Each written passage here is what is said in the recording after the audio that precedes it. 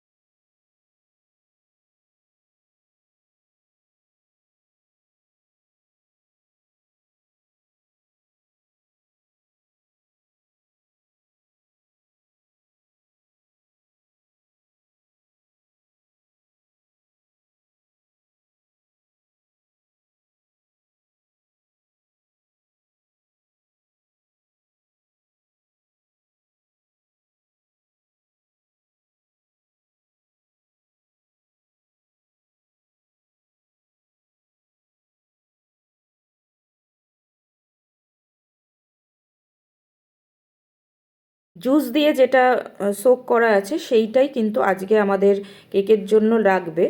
আর যেটা অ্যালকোহল দিয়ে সোক করা আছে সেটা আমরা ফ্রিজের বাইরে রেখে দেবো। আর জুস দিয়ে সোক করাটা কিন্তু অবশ্যই ফ্রিজে রাখতে হবে। চলুন ওগুলোকে আমরা ফ্রিজে রেখে দিয়ে এরপরে মোটামুটি আপনাদের 7 দিন মতো ফ্রিজে রাখার পরে তারপরেই কিন্তু কেকটা রেডি করতে পারবেন। চলুন কেকটা শুরু করা যাক। 7 দিন হয়ে গেছে। 7 দিন পর আমি চলে এসেছি কেকটা আজকে রেডি করব। তো এখানে নিয়ে নিয়েছি ময়দা। আপনারা মাপগুলো দেখতে পাচ্ছেন। আমি যে কাপগুলোতে নিয়েছি সেই মাপগুলো আপনারা দিতে পারেন, কিংবা আপনারা আপনাদের যে কাপ থাকবে সেই কাপ অনুযায়ীও মাপ দিতে পারেন। আমি যে কাপে ময়দা নিলাম তার হাফ নিলাম চিনি। তো চিনিটা এখানে কিন্তু মিক্সিতে গুঁড়ো করা আছে, সেই চিনিই নিতে হবে। আর আপনারা মিষ্টি যদি বেশি খান একটু বেশি দিতে পারেন, অসুবিধা নয়। মেজারমেন্টগুলো আমি ডেসক্রিপশানে দিয়ে দেবো, সেখানে আপনারা দেখে নেবেন। তো এরপরে দিয়ে দিলাম কর্নফ্লাওয়ার।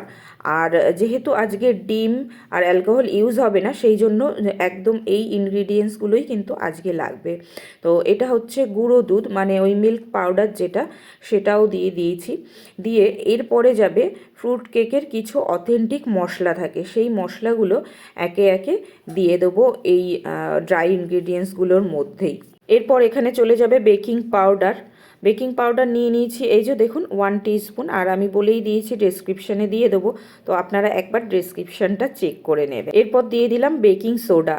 তো বেকিং সোডা, বেকিং পাউডারটা কিন্তু অবশ্যই কেক ফোলার জন্য এটা মেন ইনগ্রিডিয়েন্ট। আর এর পরিমাণ কিন্তু কম বেশি দিলে হবে না, আমি যতটাই দেখিয়েছি আপনারা সেইভাবেই দেবেন, না হলে ওখানে কিন্তু কেকের স্পঞ্জটাতে গন্ডগোল হয়ে যাবে।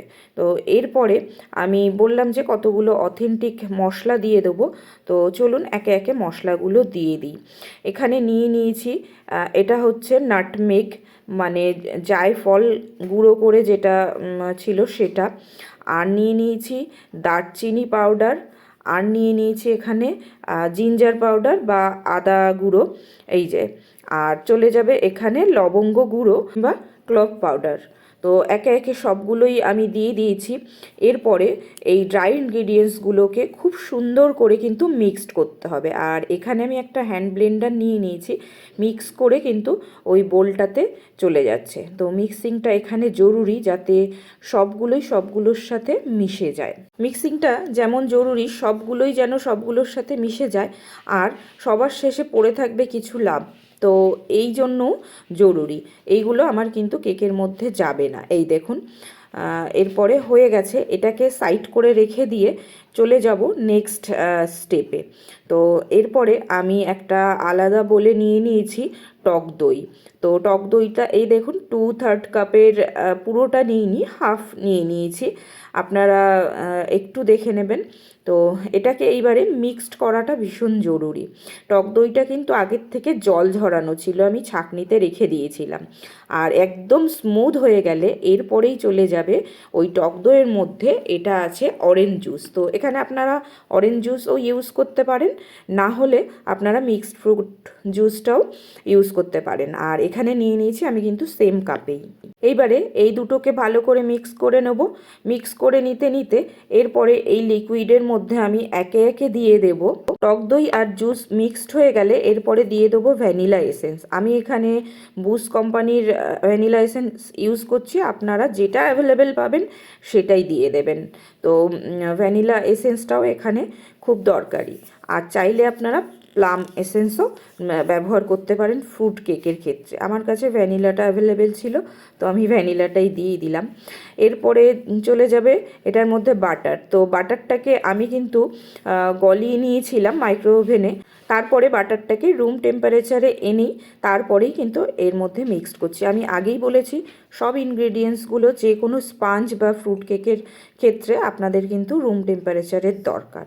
তো এরপরে মিক্সড হয়ে গেছে আমার সব মিক্সিংগুলো, লিকুইড বা ওয়েট মিক্সগুলো হয়ে গেছে। এরপরে দিয়ে দেবো ওই ড্রাই মিক্স বা ময়দাটা যেটা রেডি হয়ে আছে সেটা।